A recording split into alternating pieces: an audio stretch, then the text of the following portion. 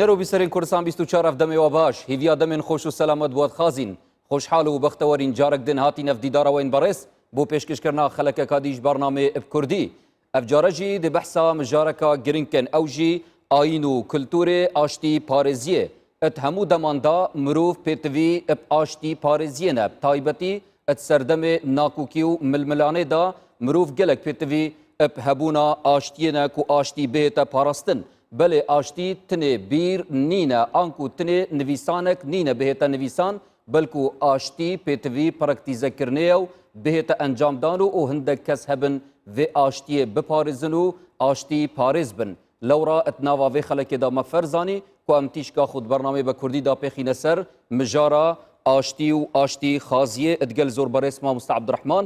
Mamosta zor bexêr bê destpêkê me divê em vê pirsêş arasteyî cenabê te bikeyn آیا چه بیر و بوچونک هیا آنکو چه تیگهشتنک هیا کو ببیتا اگر و صدماوی چنده ام آشتی پارێز بین و آشتی برقرار بکەین ناوا خودا بەناوی خۆی بەخشندەی میهرەبان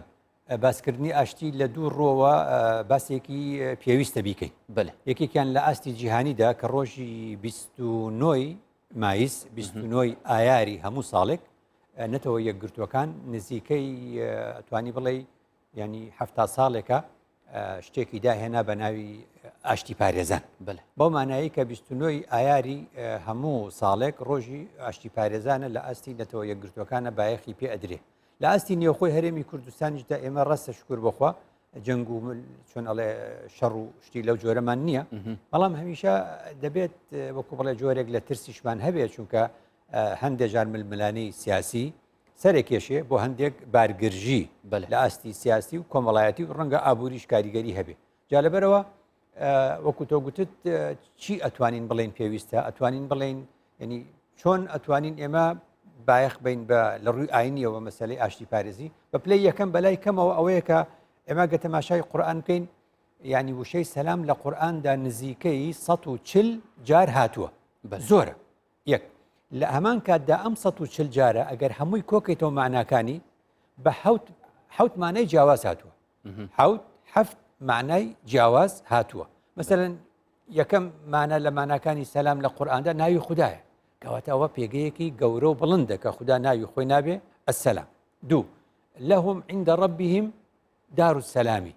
یان والله يدعو إلى دار السلام کەواتە ئەتوانی جارێکی تریش بڵێ یەکێک لە ناوەکانی بەهەشت چییە بریتە لە سەلام کەواتە ئێمە بە حیزبەکان دەڵێن بە هەموو کەس و لایەنەکان و ئینسانەکان دەڵێن یعنی یەکێک لە بری ئەوەی دروشمەکەی ئەوە بێ لە دنیادا بڵێ بەهشتان بۆ دروست دەکەم دەڵێن ئەزانی چوانە بەهشت دروستکردن ئاشتیمان بۆ دروستکە کەواتە من ژی دویا ببێژم ئاشتی دروشمەکە یانژی کردار و ڕفتارت وێت بهێتە هەبوو لە پێشێکێکیا گوتت ینی ئاشتی تەنها هزر و بیرێک نییە هەبێ ئەبێ بنیاتیشی بنین دوای بنیاتنانەکە بێ بیشی پارێزی لەبەر ئەوەیە ینی مەسلەی تەرخانکردنی ڕۆژێک ئەمە ڕۆژی ئاشتی نییە 29 ئایار بەڵکو ڕۆژی ئاشتی پارێزانە ینی ڕۆژی ئاشتیمان هەیە لا مانجینۆ بەڵام ئاشتی پارێزانە جا بینی مەسەلەن لە قورئاندا سەلام ناوی خوددایە سەلام بەهەشتە سەلام بەمانای سەلامکردن و تەحیەیە یعنی وەکو چۆن ئەڵێ سڵاو لەیەکردن لە هەمان کاتدا ثەناءە یعنی چۆن ئەڵێ خوددا دەفەرمێ سەلام علی المرسەلین سەلام علی نوح ئەمە هەمووی وەکو جۆرێک لە پیا هەڵدانە لە هەمان کاتدا سەلام لە قورئاندا بەمانای سەلامەتی دێ ادخلوها بسەلام ئامینین یان قیل یا نوح اهبط بسەلام يعني ئەمانە هەمووی سەلامەتیە ئەمانە مانای جوانە لە هەمان کاتدا بریتێ لە قسەی خێر وإذا خاطبهم الجاهلون قالوا سلاما نەک بەمانای سەلامیان لێکەن یعنی ئەگەر ئینسانی خراپ قسەی خراپی پێوتی ناتۆ سڵاوی لێکەی تۆ قسەی جوانتر دەڵێ فەلیەقول خەیرەن کەواتە لەوێ قسەی چاک یعنی سەلام چکە بینی چەند جار یعنی شەڕی گەورە ڕووی داوە بەهۆی چی بەهۆی قسەی خراپەوە لە قسەیەکی بچووک لە تەسریحێک لە لێدوانێکە شەڕێکی گەورە دروست بووە بۆیە خوددا دەفەرمێ قالوا سەلامە سەلام لەوێ بەمانای خێردی ئاخفتنەکە مامۆستا پێشی vê çendê وەکو بژنێ تەمام بکەیت بێژیتن ئەگەر ئاشتی و سەلام ئەت ناخە مرۆڤێکێدا سەر هەل نەدا و دروست نەبوو ئەو ناکوکین هەیژی چەند بچیک بندی بەرف مەزناتیە چەند ئەف ئاخفتنە چەند ڕاستە کەواتە وەکو لە پێشێکێکیا گوتت ئاشتی هزر و بیرە ئەو جا بنیاتی دەنین ئەو جا دەیپارێزین کەواتە ئەگەر لە هزر و بیران نەبێت نابێت جا لێرەیە زۆر گرنگە ئاشتی وەکو شەڕ ئاشتی وەکو شەڕ بە دوو لایەن و بە سێ لایەن دەکرێت یعنی ئاشتی ئێستا تۆ ئاشتی خوازبی من ئاشتیم نەوێ ئێ ناوێ ئەبینی ینی بۆیە خوددا ینی سێ وشە هەیە لە قورئاندا کەم سەرنجی دەدرێتێ خوددا دەفەرمێ یا أيها الذين آمنوا ادخلوا في السلم كافة يعني جميعا بۆ معنى نزیکە چەند جیاوازی بۆ معنى نزیکە بەسم ئەوە بوو ینی خۆی یا أيها الذين آمنوا ئیسلامیشن و ئیمانیشان هێناوە وایە ادخلوا في السلم هەندێک لە تەفسیرە قەدیمەکان هەڵەیان کردووە دەڵێن ادخلوا في السلم يعني ادخلوا في الإسلام خدا فەرمووی لا إكراه في الدين کەواتە ئەو سلمە لەوێ بە معنای ئیسلام نایە چونکە خوددا مخاطبەی یا أيها الذين آمنووەکە کەواتە بە معنای چییە ئاشتیە ئەو کافەیە پێمان دەڵێ ئاشتی بە کۆ دەکرێت ئاشتی دەبێت لە بیری هەردوو لامانە بێت لە بیری هەر سێ لامان و چوار لا و پێنج لامانە بێت چەمکێک ناوە مەسیحیەتێدا هەیەت بێژیتن ئەگەر کەسێکێ دەست درێژی سەرتە کرد شەقتەدا بێژێ الڤیرەخەیژی بدە ئەنکو وەختنەکە خوش بەرامبەر ببێژە ئەری بووچی ئەوە نەهێتە هەبوونێدا ینی بە مانایەک لە ماناکان ماناکە جوانە ینی ئەمە ئەوە دەخوازیە کە ئاشتی ئەو قسەیەش ئەوە دەسەلمێنێ کە ئاشتی دوولایەنەیە سێلایەنەیە چوارلایەنەیە ینی لایەک لە لایەکان ئاشتی نەوێ ئیتر ئاشتی دروست نابێ بۆیە خوددا دەفەرمێ ادخلوا في السلم كافة ینی هەمومان هەموو پێکەوە جا قسەیەکی تر هەیە ئەجاڵێ تۆ چی ئەکی خۆ ئاەتێکی تریش هەیە ئەڵێ فلا تهینوا خۆتان بەکەم و لاواز مەزانن وتدعوا إلى السلم وأنتم الأعلون ئەڵێن ئەوە لەو شوێنە دەڵێ ئەگەر ئێوە باڵا دەست بوون و ئازا بوون و خۆتان زەعیف مەکەن و بانگەواز مەکەن بۆ ئاشتی وایە کەواتە ئەمە چۆن لەگەڵ ئەمە ڕەبتە بێتەوە ئەمەش مەسەلەیەکی ترە ینی جارێکی تر ئێمە وەکوڵێ ئاەتێکی تریشمان هەیە وألقوا إليكم السلم کەواتە لە قورئاندا بۆ ئەوەی لەمان تێک نەچێ نەڵێن ئەوە ئاەتێکی باسی شەڕ دەکا چۆ خەڵگوا دەڵێ ئەو ئاەتی کە تۆ دەڵێ ادخلوا في السلم كافة ئەوە قسەیەکی جوانە ئەی لەم لاشەوە خوددا بە پێغەمبەر دەفەرمێ کە ولا تهینوا وتدعوا إلى السلم وأنتم الأعلون دیارە لە کاتی دەسەڵاتت هەبوو داوای ئاشتی مەکە نانانە سێ وشە هەیە لە قورئان بە زەمە و فەتحە جیا کراوەتەوە ئەمەی گوتمان ادخلوا في السلم كافة ئەمە ئاشتیە ئاشتیە کە دەبێ هەمومان پێکەوە بمانەوێ ئەوەی تر بزانە پێغەمبەر کە خوا بە پێغەمبەر لە سوورەتی محەممەد دەفەرمێ فلا تهینوا وتدعوا إلى السلم السلم جایە لە ئەو ئاەتی پێشوو السلم جودایی چێت ناوبەر هەردووکان السلام ئەویش جایە کەواتە کە خوددا پێمان دەفەرمێ ادخلوا في السلم كافة يعني سلم و ئاشتی ئەوەیە کە دەبێ هەمووتان پێڕازی بوون و بە هەمووتان دەکرێت ئەمە سلم سەر ئاستی تاکیژی یعنی ئاستی تاک و دەوڵەت و حیزبەکانیش ئەمە سلمە ولا تهینوا وتدعوا إلى السلم يعني چی سلم چییە سلم بریتیە لەوەی کە یەک شەڕت پێ دەفرۆشێ دەوڵەتێک شەڕت دەگەڵا دەکا هیچ بەتەمای ئاشتی نیە تۆش خۆت ڕادەست دەکەی دەڵێ وڵی کاکە تااقەتی شەڕمان نیە و با خۆمان تەستیم بکەین خۆی ئێمە چەند ساڵە خۆمان تەستیمی ڕژێمە یەک لە دوایەکانی عێراق کردایە ناگەشتین بەم ڕۆژە کەواتە لەوێ ئەسەلم بە معنای چییە بە مانایی خۆ تەستیمکردنی پێشوەختەیە ئەوە عیلاقی بە سەلام نەبوو وألقوا إليكم السلم جاری وا هەیە دەوڵەتێک زۆر چۆن ئەڵێ پەلاماری دەوڵەتێکی ترەدات یعنی ئاشتی جیهانی ئەخاتە چۆن ئەڵێ بەر هەڕەشە ئەم حاڵەتە دێن ئیتیفاقێکی لەگەڵا ئەکەن ئیتیفاقەکە تەسلیمبوونێکی مطلق و ڕەها ئەبێ تەسلیم بێ وألقوا إليكم السلم وەکو چییە وەکو ئەوەی سەدام حوسێن پەلاماری کوێتەدا هاوپەیمانان دەڵێن دەبێ بێتە ناو خێمەی سەفوان خێمەیەک لە سەفوان لە لای بەسرا هەڵەدەن دەبێت وەفدەکەی تۆ وەزارەتی بەرگری تۆ بێتە ناو ئەو خێمەیە ئەلێرێ ئەمە چی ئەمە سەلەمە وألقوا إليكم السلم تەسلیمبوونی بێمەرجە ئەمە لە شەڕا دەبێ یان هیتلەر یان ئەمانە دادگایی دەکرێن کەواتە بۆ ئەوەی خەڵک نەڵێ ئاەتێک لە قورئان دژی ئاەتێکە نا سلم ئاشتیە سەلەم تەسلیمبوونی ڕەهایە ئەسەلم بریتە لە چی بریتە لە پێشوەختە تۆ جەنگ بدۆڕێنی و حاڵەتێکی ئاشتی نەکەی لەبەرەوە مەسەلەیەکی گرنگە دەست خوشمەمسا کەواتە مەدوێتن ئەم وەک کورد بزانین ئەم چاوا دیکارین ئاشتی پارێز بین ئەمە مەسەلەیەکی گرنگە یەکەم شتەوێ بینی خۆمانە ئێمە شەڕ نەکەین ینی وەکەم جار ینی ئەچمەوە لای چۆن ئەڵێ عارفانی کورد ینی حاجی قادر بەڕەحمەت بێ لە سەردەمێکا ژیاوە کە ئەم ناوچەیە دابەش کراوە کە ئەم ناوچەیە دابەش کراوە ئاگاداری ئەم دابشکردنی کوردستان بۆ بە چوار پارچە و ئاگاداری ئەوە بۆ کە ئەرمەنستان و ئەرمینەکان دەوڵەتێکیان بۆ دروستەکەن بە ناوی دەوڵەتی ئەرمینیا و کوردستانیش هیچ بە هیچ ناکە ئەو کات لە شیعرێکا وا دەڵێ وەک ئێمە نین لەگەڵ یەک دەعوا بکەن بە شیران بەراوردێکە کە لە نێوان ئێمە و ئەرمەن گلەی لە وەزعی خۆمان دەکە حاجی قادر بەڕەحمەت بێ دەڵێ وەک ئێمە نین لەگەڵ یەک داوا بکەن بە شیران ئەرمەنەکان وەک ئێمە نین ئێمە چیەکەین خراپەکەمان چییە لەگەڵ یەکە شیرمان لە یەک هەڵگرتووە شمشێر و چەک و شیرمان لە یەک هەڵگرتووە لەگەڵ یەکات ناتەباین و ئاشتی ناکەین لەگەڵ یەکە دەڵێ ئەرمەنەکان دەبن بە دەوڵەت ئەرمەنەکان وەک ئێمە نین لەگەڵ یەک داوا بکەن بە شیران شتێک لە یەک هەڵناگرن شیر بەرامبەری یەک شیر لە یەکتر ناسوون ئەمە مەسئلەیەکە کە پێشی 200 ساڵێک قسەیە وتراوە ئێستش لە ئەمڕۆدا بۆ حیزبەکانی کوردستان زۆر پێویستمانە بۆچی پێویستمانە چونکە ئێمەی کورد ئەگەر لەگەڵ یەکە بە پلەی یەکەم ئاشتی نەکەین و ئاشتی بەرقەرار نەکەین وەکو ئەو وایە ینی خۆمان پوش بین پوش کای وشک خۆمان پوش بین و خۆشمان ئاگرەکە بین یعنی خۆمان دەسووتین بۆیە مەولەوی لە شیعرێکە دەڵێ سازش نەمابین ئار و پوشکەمن مەولەوی بە ڕەحمەت بێ کە دەڵێ سازش نەمابین ئار و پوشکەمن مەبەستی چییە مەولەوی پیر بووە بە شوێنێک کاتی ئەپەڕێ پیاوێک ئاگری کردوێتەوە ئاگری جاران ئاگرێکی کردوێتەوە پوش و پەلاش و شتی لێدانا و ئاگری کردوێتەوە ئاگر فوی ئەوێ بێ فوی لێ بکەی تۆزێ بۆ ئەوەی کەەوە ئاگرەکە بەرز بێتەوە بگەشێتەوە بێت نەبێتە دوو کەڵوەکۆڵە بە مەولەوی دەڵێ قوربان دەی یارمەتیم دەیڵە چیت بۆ بکەم ئەڵێ ئەو ئاگرم کردوێتەوە ئەمە وێچێک فوی لێ بکە خۆم ناتوان ئەوش ئەم قسەیە دەکە ئەوش ئەم دێڕە شعری ئەڵێ سازش نەمابین ئار و پوشکەمن یعنی چی یعنی من ئێستاکە پیر بووم وشک بوومەتەوە وەکو پوشکەکەم لێ هاتووە پوش بووم ئێستا من ئێستا پوش و پوشکەم و من وشکم ئێستاکە ئەگەر فوی لێ بکەم هەناوم فوەکەی من کە لە هەناومەوە دەرەچی هەناسەکەی خۆم هەناسەی ئاگرە ئەو کاتە خۆم بە هەناسەی ئاگرینی خۆم کە خۆم پوشم خۆم دەسووتێنم ئەم فەلسەفەیە چیمان پێڵێ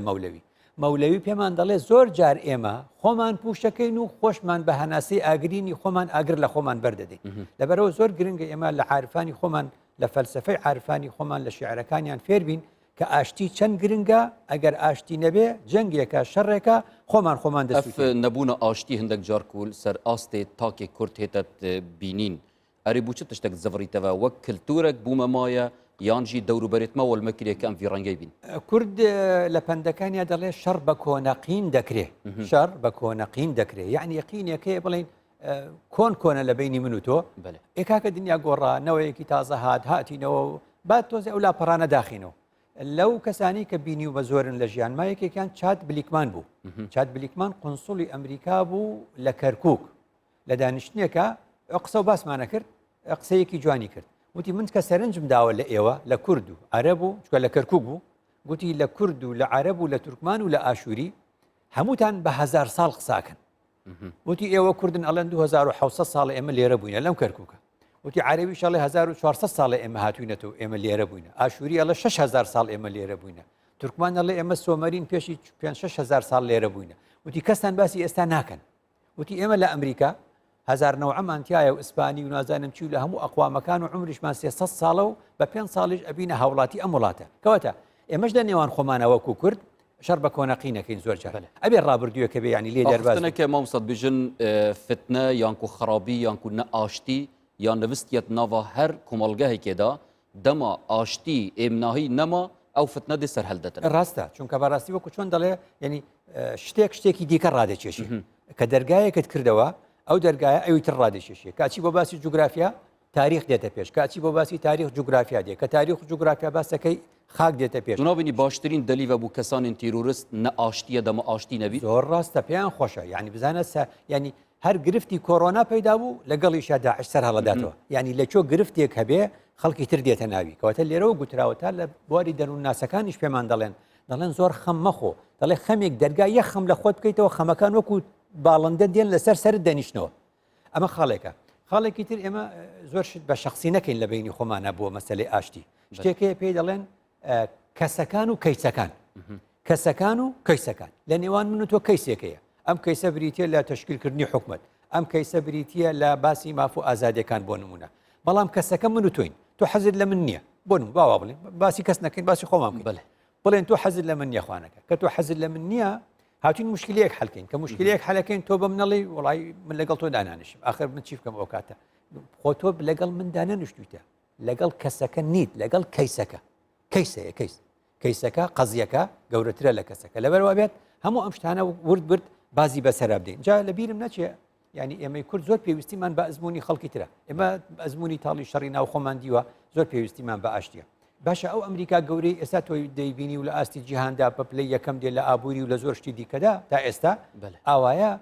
ینی تۆماس جێفرسۆن سەرۆکی سێمی ئەمریکایە سەرۆکی سێمی ئەمریکا لە ساڵی 1970 تا 1970 سەرۆک بووە لەو قسانەی کە هەیەی لە سەردەمی ئەودا چۆن دەڵێ شەڕ و ئاژاوە هەبوو قسەیەکی کرد گوتی ئێستا ئاگرێک لە ماڵی ئێمە بەربووە کە پێ دەڵێن ئەمریکا ئێستا وەختی ئەوەمان نییە چه ئاگرێکی کردوێت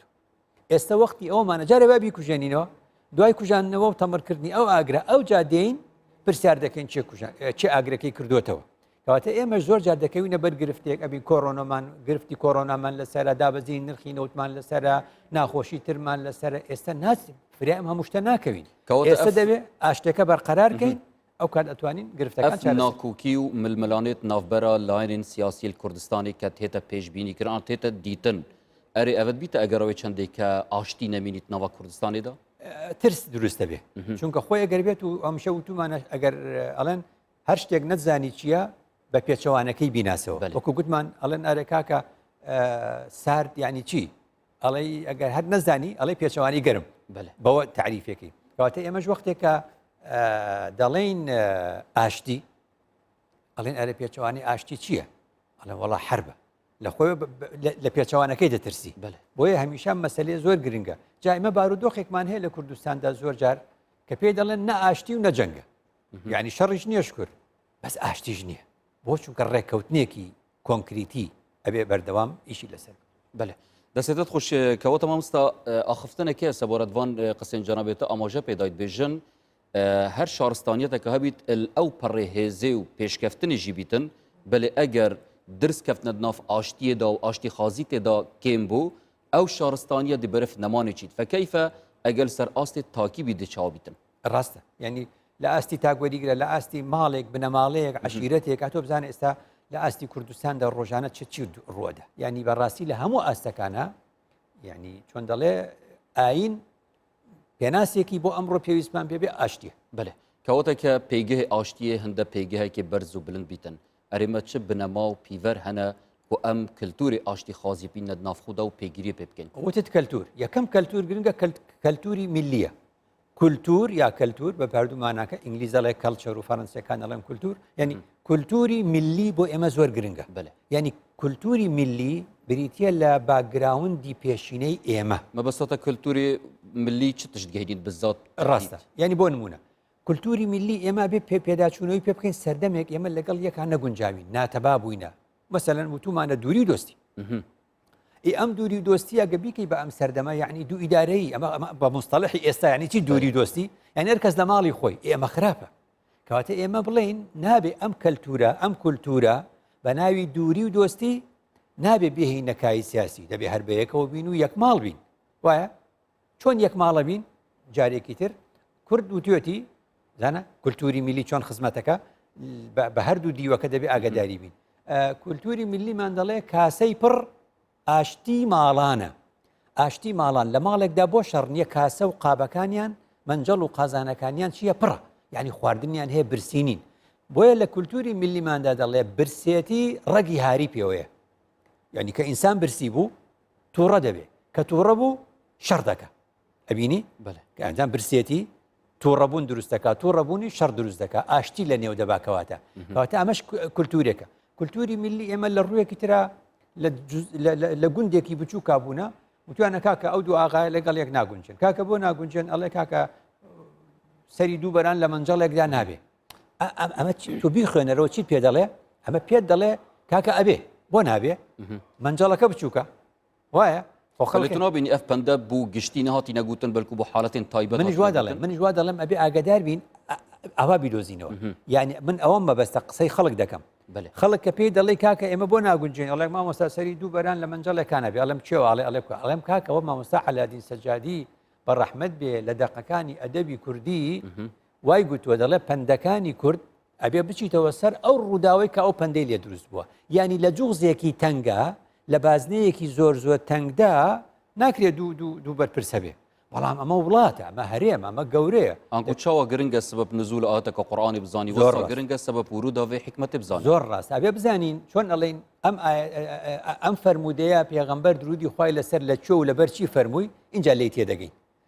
ئەڵێن هەر کەس مەقاسیدەکە نەزانین لێی تێناگە پەندی پێشینانیش تا نەزانین لەگەڵ چ ڕووداوێکا وتراوە لێمان تێک دەدەن کەواتە گوتم چی ئەبێ بە کولتوری میلیمانە بڕۆینەوە بە کولتوری میلیمانە بڕۆینەوە باشەکانی و خراپەکانی بزانین هەڵمان نەخەڵەتێنێ ینی مەسەلەن زمانێک وتراوە خەتا خڕە بەسەر کەسەوە ناوەستی ئاخر چۆنە بێ خەتا خڕ بێوانە مانای وایەتر دەرناوێت ڕەوینش مەسئولیەتە بچێت مەسئولیت لەناو دەچێت مەبەستم ئەوە بوو بە هەردوو دیوەکەیە کولتوری میلی زۆر ئاگاداروین خاڵێکی تری زۆر سەرەکی ینی ئاماژەی پێ بکەین ئەوەیە کە ینی هەمیشە لە هەوڵی ئەوە دابین ینی باری ئابووری چاک بێ چونکە کە کورد دەڵێ برسێتی ڕێگی هاری لە دوایە یا برسێتی ڕێگی هاری پێوەی ینی چی یعنی ئەگەر بێت و ئێستا ئەمڕۆ دنیا بۆ تۆزێک بەرەو نائاشتی دەڕوات جیهان لەبەر کۆڕۆنا کارگەکان لە کارکەوتن کارگەکان لە کارکەوتن هەلی کار نەما زۆربەی شوێنی وڵاتەکان یاریزانەکان لە موچەکانیان کەمەکرێتەوە هەلی کار نامێنێتەوە خەڵک لە کار دەرەوە چەندێ دیگەینیتن دەما فەقر و هەژاری هەبیتن ئاشتیژی نامینی زۆر ڕاستە بۆیە پێغەمبەر درودی خوای لەسەر پێغەمبەرە یعنی ئیمانی ئەوەندە دامەزراوە لە بێ ئیمانی ناترسێ کەچی لە دوعاکانی پێغەمبەر چییە اللهم إني أعوذ بك من الكفر والفقر باشە ئەڵێن قەرینە بۆچی ئەم دوانەی جەمج کرد یعنی لە وڵاتی ئێمە خەڵک لە ڕووی فکری و هزریەوە نەبووە بە کافر یا نابێ بە کافر لە ڕووی هەژاریەوە بۆ هەژاری وای لێکا چی بکە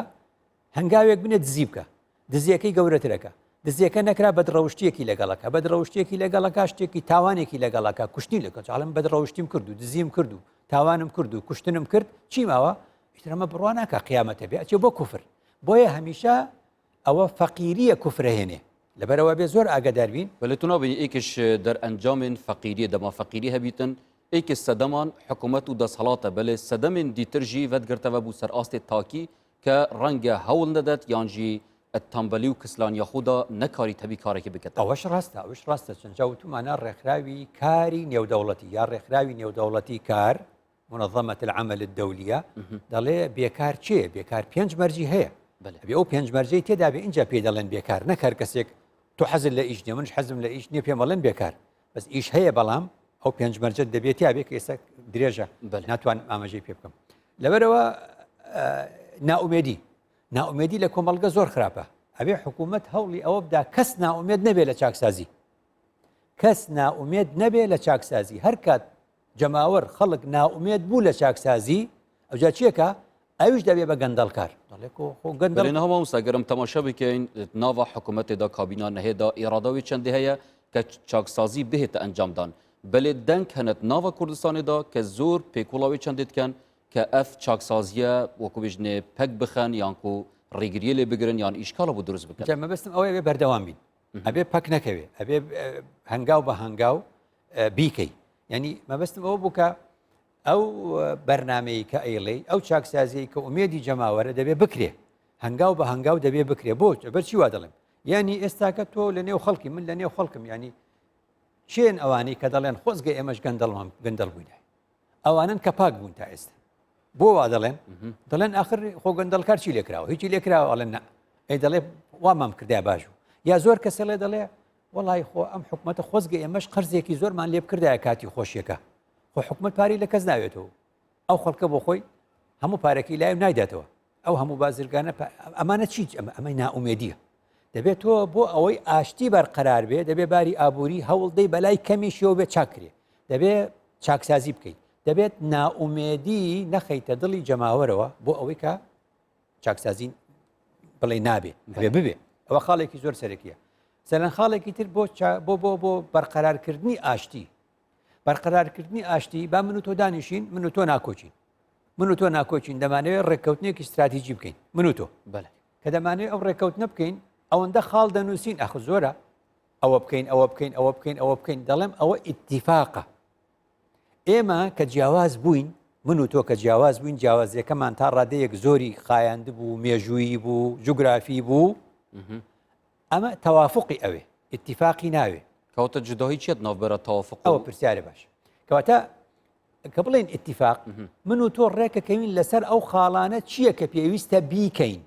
ئەمە ئەەکەین ئەوە ئەەکەین ئەوە ئەەکەین ئەو جەخۆ خاڵی باش زۆرە بیکەین تەوافۆق بەلای کەمەوە بریتە لەوەی من و تۆ ڕێکەکەوین لەسەر هێڵە سوورەکان چی نەکەین و چی نەکەین ئەو زۆر خەتەر ئاڵین با ئێمە جارە بین شتە چۆنەڵێ ترسناکەکان و مەترسیدارەکان لە خۆمان دوورکەین وڵێ شەڕی ناخۆ قەت ناکەین وانە یەکتر برسی قەت ناکەین دەست نابین بۆ فلان خاڵ ئەوانە کە من دایمن ئەم قسەی لە چۆ فێربووین تەوافۆق و ئیتیفاق لە چۆ فێربووین لەخوا لە قورئان چۆن خدا ئەگەر بیژماردایە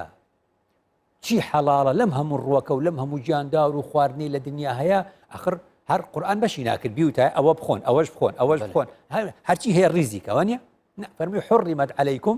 1 2 3 4 5 6 10 12 13 وانە کەواتە بۆچی خدا تەحریمەکانی ژمار ئاسانترە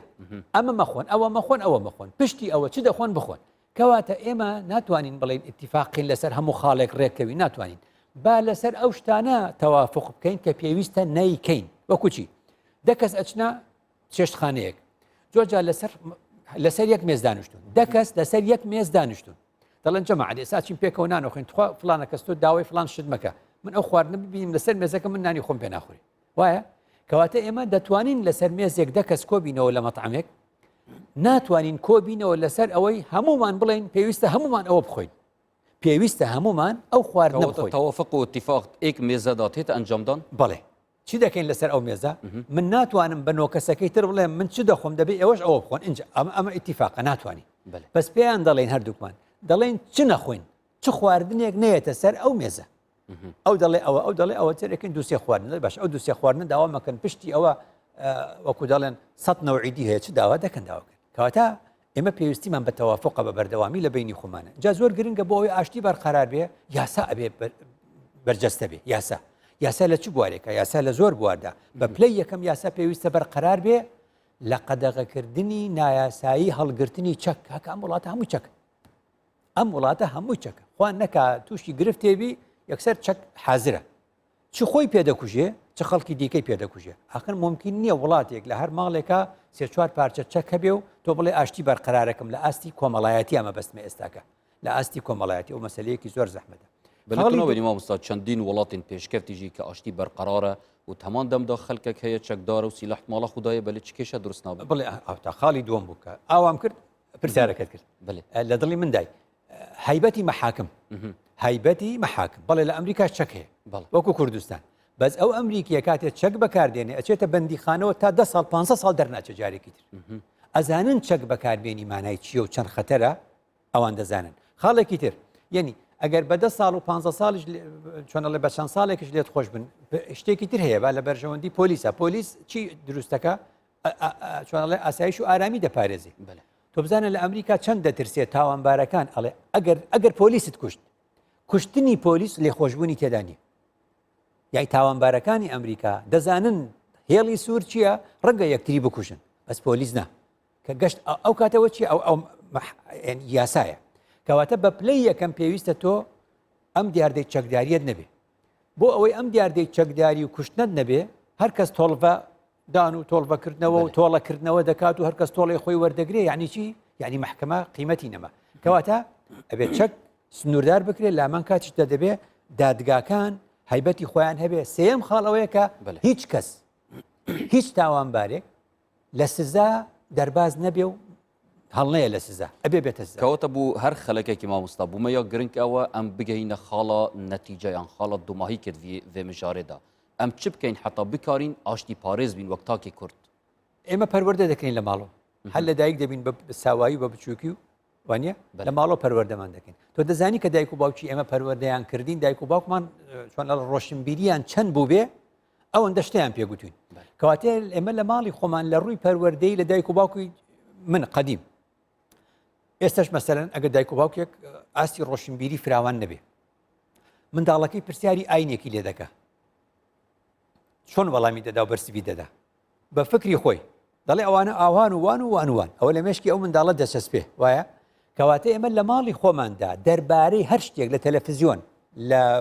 ئینتەرنێت لە تۆڕی کۆمەڵایەتی چ دەبینین پرسیار لە دایک و باوکمان دەکەین کە وەختێ ساوین دایک و باوکمان چ دەخەنە مێشکمان ئەو دەچێتە مێشکمان بۆیە بە کوردستان ئەگە 5 ملیۆن بێ هەر ماڵێک لە 5 کەس پێکاتبێ کەواتە ئەتوانی دابەشیکەی 5 ملیۆن لەسەر 5 ئێمە 1 ملیۆن خێزانمان هەیە کەواتە 1 ملیۆن خێزانمان بوو ڕوولێوان چ تشتە دوێ مژارێدا ئەگەر زانیاریەکانیان تەواو نەبوو بەێ هەر لە خێزانەوە ئێمە تووشی شەڕ بووینە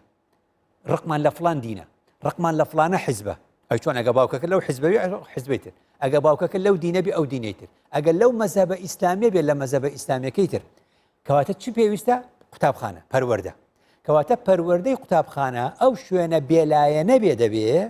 ئەو سەر لە نوێ ئێمە چی بکاتەوە پەروەردە بکاتەوە ئەوەی لە ماوەی 5 ساڵە لە ماڵەکانە فێری بووین لە قوتابخانەدا بە شێوازە ڕاستیەکەی پێمان بڵێنەوە تا ئێمە پەروەردەیەکی جوان بکرین حیزبەکان لایەنەکان عشیرەتەکان جوگرافیا شارەکان ئاینەکان مەزەبەکان بە شێوازێکی بێلایەنەی جوان بناسی ئەمە کوردستانێدا باشترین سیستەمی پەروەردە هەیە وەک ڕووی توێری ئەری بوو ئەف چەندە نهایەت هەبوونێدا باشە دەڵێن خانووی نوێ بە خشتی کۆن بە بەردی کۆن زۆر جوان دەرناچێ وایە لە سیمینارێکشا بە جۆرێکی تر گوتومە وەختێ دەمانەوێت ئەو مناڵانە ئەو چاوایانە پەروەردە بکەین بە پەروەردەیەکی جوانی بێلایەنی خۆ دەبێت پرۆگرامێک نووسرا بێتەوە نیە پرۆگرامەکە چێ دەینووسێتەوە گەورەکان هێشتا لە شەڕدان خۆیان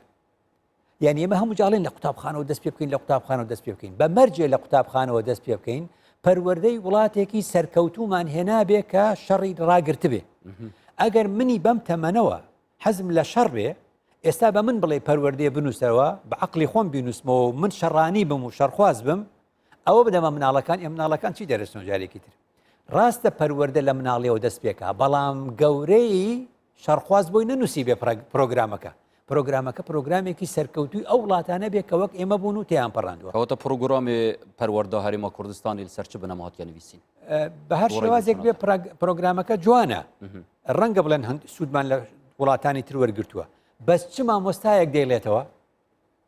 مامۆستاکە لەو شەڕانە ڕزگاری بووە مامۆستاکە لە شەڕ حیزب ڕزگاری بووە لە شەڕی ئاین و ئاینزاکان ڕزگاری بووە من بە تەمەنی خۆم لە سەرەتایی بوومە مامۆستاکەم شتێکی گوتووە و تووتێ شتە لە کتێبەکەن یەکراوەمی بێمانایە بۆ چکە بیر و بۆچوونەکەی جیاواز بووە کەواتە تۆ بێ پرۆگرامەکە و مامۆستاکە ئەبینی لەگەڵ قوتابیەکە ئەم سێلایەنە ئەم خوێندکار و مامۆستا و بەلێ گۆڕانکاریاوان هەر سێلانی تا ئاماژە پێدای نابێتە شتێکی میثالی و شتێکی زۆر زەحمەت بێتە ئەنجامدا گوتمان هەر شتێک لە شوێنێکی دنیا کرابێ ئەبێ بۆچی ئەڵمانیا لە نازیێتەوە ئەگاتە ئەو ئەڵمانیایی کەوا گەورەترین ئابووری ئەو ئەوروپایە و وڵاتی وەکو یۆناان و ئیسپانیا و ئیتالیا هەڵەستێنێتەوە بۆچی وڵاتانێک کە لە شەڕی دەقڕن لە سەدەی چواری لە سەدەی 5 زاینەوە تا 15 ڕێنیسانس بەێ 1000 ساڵ کڵێسا و ئەوروپا و شەڕ و کوشتن و کوشتار و شەڕی 30 ساڵی 1648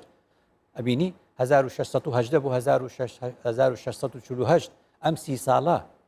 ئەم هەموو شەڕە بۆ ئەوروپای لێ دەرچوو کەواتە ڕێگەیەک و پرۆگرامێک و بەرنمەیەکەیە بۆ ڕزگاری بێ زۆرم ئەو چەندە بەس ئەف پرسیارە دوایە یعنی ئاختنە کامل بکە ئەگەر کەسێک ناخی خوددایە ئاشتی خاص نەبیت ئاشتی پارێز نەبیت دەیکاری توێ ئاشتیە ڤەگوهێزیت بۆ کەسان ناتوانێت لەبەرەوە زۆر گرنگە بگەڕێنەوە لای قورئان بۆ ئاشتی خوازی ئێمە من و تۆ ڕنگمان جیاوازە هەر من و تۆ ئێستا ڕنگمان جیاواز دەی تۆ ئەو ڕەنگەت بە خۆت هەڵبژار یا من هەڵم بژار کەواتە وەختیلاف و ئەلسینەتیکم وەئەلوانیکم باشە ئەو کوردە ئەو عەرەبە ئەو تورکمانە ئەو ئاشوریە ئەو ئەرمەنە ئەمە چی هەڵی بژاردووە خۆیان لە سکی دایکیان هەڵیان بژار نا وجعلناكم شعوبا وقبائل لتعارفوا باشە ئەم ئاینە کە لە دایک و باوکمان وەرمان گرت ئێمە خۆمان بە اختیار هەڵمان بژار یا لە عائیلەوە فێری بووین لە عائیلەوە فێری بووین کەواتە ئێمە خدا فەرمووی لەکم دینوکم وەلیە دین ئێمە کە دێنە سەرباری مەسەلەن ڕەگەزی من و تۆ یەهەب لیمەن یەشاء ئیناثا وەیەهەب لیمەن یەشاء الذکور نە دایکەکە نە باوکەکە نە من نە تۆ دەستمان نییە لەوەی کوڕ بین یا کچ نەبین کەواتە بۆچی لەسەر ئەوەی ئافرەت بێ بیچەوسێنینەوە خۆی هەڵی نەبژاردووە ئافرەت بێ بۆچی لەسەر ئەو دینە چونکەوە دین دایک و باوکێتی بۆ ئیچەوسێنیتەوە بۆچی لەسەر ئەو نەتەوەی ئیچەوسێنیتەوە نایچەوسێنیتەوە بۆچی لەسەر ئەو ڕەنگە دەستی خۆی تێدا نیە ئەمە مەسئلەی ئاین ئەوە مەسئلەی پەروەردە مەسئلەیەکی تریشەیە زۆر گرنگە مەسئلەی ڕۆشنبیری کولتور و سەقافە ئەمە ئەکرێ وەژدا وەزارەتی ڕۆشنبیری پێهستێ کۆمەڵە دەستەواژە و زاراوەیەک هەیە لە نێو کۆمەلگادا ئیستا بەکاردێ ئەوە پێی دەوترێ زاراوەکانی کەربووکین پێی دەوترێ زاراوەکانی ڕقوقین. بۆ نمونە بۆ نمونە مەسەلەن یەکێک نابێ بێڵم ینی هەندێک جوێنی خراپ هەیە نەتەوە بە نەتەوەیەکی دەڵێ ئینسانێک بە ئینسانێکی دەڵێ حیزبێک بە حیزبێکی دەڵێ زاراوە ئەو زاراوانە لە ئەوروپا جاکراوەتەوە. ئەوروپا پێ بڵێم لە ئەوروپا مەسەلەن تۆ بە تەنیشت یەکێکا بڕۆی بڵێ نیگرۆ قژی لوولە و ڕەشە ئەمە غەڕامی چەند هزار دۆلاری لەسرە. ئەوە زاراوەیە کە چۆتە ناو قاموسەوە چۆتە ناو فەرهەنگەوە لە فەرهەنگی ئەو زاراوانەی پێ دەڵێن کە زاراوەی ڕقوقینە غەرامەی لەسرە. خەڵکی ئێمە بە کەیفی خۆی قساکە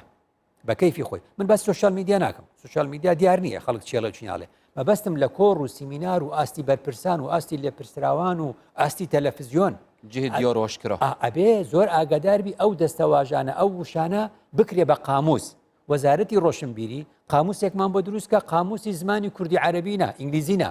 قاموسی یا بەوە فەرهەنگی زاراوەکانی ڕقوقین. ئەم زاراوانە بدرێ بە پەرلەمان بێتە پەرلەمان و سزای یاسایی و دارایی لەسەر بێ بۆ ئەوەی کەوا خەڵک جارێکی تر ئەوانە بەکار نهێنێتەوە. جا لەبەرەوە یعنی کاتم ما بێ فەرموو بەڵێ مەسئلەی ئاین جارێکی تر زۆر گرنگە بۆ ئەم بابەتە. یعنی بەشێک لەوانەی کە ئاشتی ئەخاتە مەترسیەوە من مافێکم لای تۆیە ینی ئەکرێت تا ڕادەیەک ینی ئاین یارمەتی دەربێ بۆ ئەوەی کە من شەڕ دروست نەکەم. يعني مثلا خوا لە قورئاندا کە دەفەرمێ يعني چۆن سلام عليكم بما صبرتم سلام عليكم بما صبرتم بۆ يعني كأنه ئاشتی یەکێک لە پێگەکانی ئارامگرتنە. ئێمەش کوردین زوو هەڵەچین و زوو گەرمە بین و زوو تووڕابین ئەمە خراپە. ئێدەبی ئەمە بە تەربیەت و بە پەروەردە چاکەینەوە جارێکی تر وەکو ئەو وڵاتانی کە وەکو ئێمە بوون خۆیان چاکرد. بەبەستمەوە بوو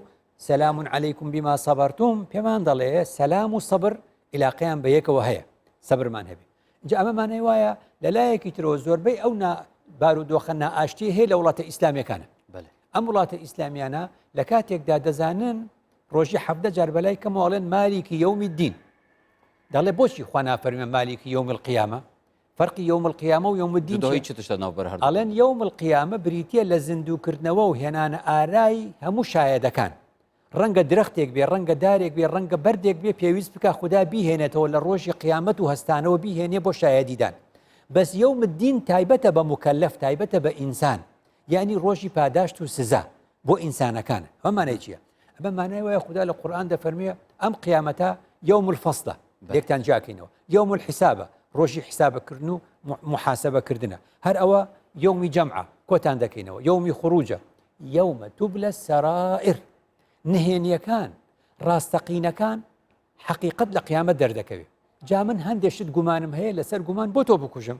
بۆ لەسەر گومان شەڕ لەگەڵ تۆ بکەم ئەمانە گومان. دەستێتت خۆش مامۆستای بەڕێز زۆر سپاس بوو جەنابێتە بۆ پێشکەشکردنەوان هەموو ئەختنێن جوان و هەژی بینەر و بیسەرێن کوردستان 24 وی ئاوایی دەهینە دومایاوێ خەلەکێژی و زۆر سپاس بۆ هەوێن بەڕێز کە هینجی بەشدار بوون دگەلمەت بینەریەدا و زۆر سپاس بۆ هەفکارن بەڕێژی کە دگەلمەت ماندوو بوون تا دومایە خەلەکێ هێڤیامە ئەوە ئەم ئاشتی پارێز بین و ئاشتی خاز بین ئەت ناوە خودا و ئش دەرڤەی خۆ بمینم خێر.